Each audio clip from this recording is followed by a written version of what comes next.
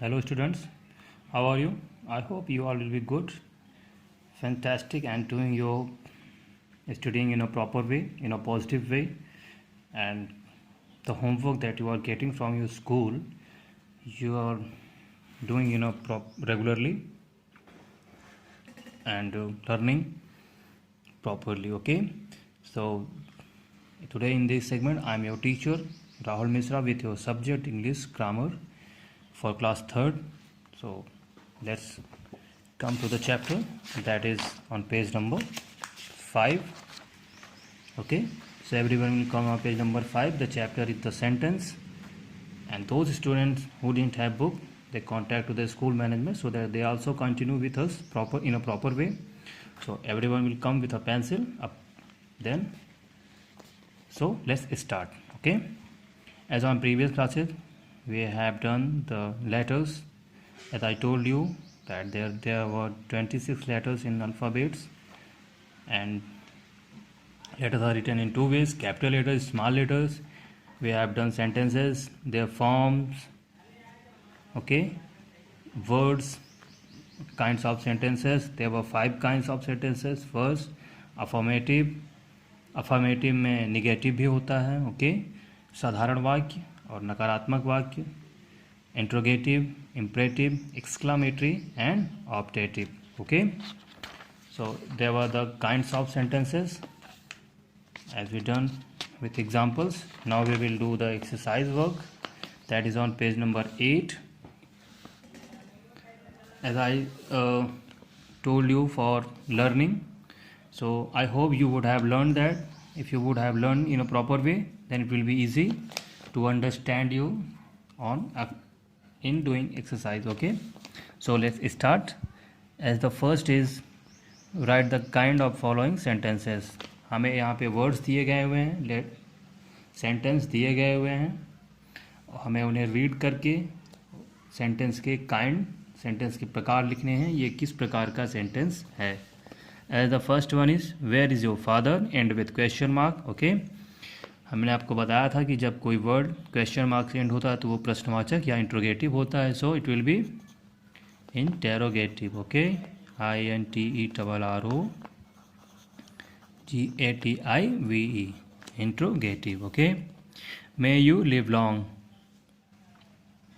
ये यहाँ पे एक प्रेयर की जा रही है या फिर आशीर्वाद दिया जा रहा है, विश किया जा रही है, तो ये यहाँ पर हमारा होगा ऑप्टेटिव. ऑप्टेटिव सेंटेंस में प्रेयर, विश, ब्लेसिंग ये काउंट होते हैं. His father lives in a village, ये हमारा अफर्मेटिव सेंटेंस है. AFFIRMATIVE. Okay, affirmative. What can I do for you, and with question mark. Okay, so ये हमारा इंट्रोगेटिव होगा.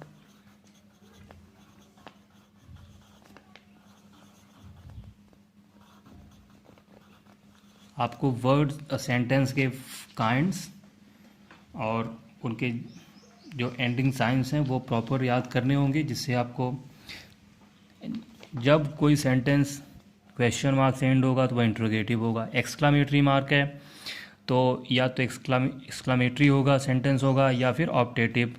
तो उसमें हमें ये पढ़ना है कि ये वर्ड ब्लेसिंग है, या फिर जैसे ऑप्टेटिव में हम ब्लेसिंग्स या प्रेयर्स की बात करते हैं, एंड एक्सक्लामेटरी में हम कमांड की बात स्ट्रॉन्ग फीलिंग, या जब कोई चीज़ ऑल ऑफ सडन होती है या सरप्राइजिंग थिंग्स होती है तो वो एक्सक्लामेटरी सेंटेंस में आता है. Okay, the next is birds flies in the air.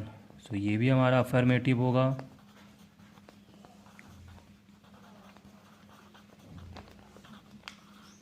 Okay, next is always help the poor. ये हमारा सजेशन है या एडवाइस है, एडवाइसिंग वर्ड है, तो ये हमें इम्परेटिव वर्ड सेंटेंस में लिखना होगा. Next is never hurt anybody. ये भी एडवाइस है, तो ये भी हमें इम्परेटिव सेंटेंस में आएगा.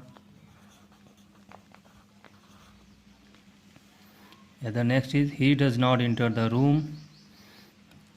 as I told you that if you are saying no, not, never. So that sentence will count in negative sentence. Okay,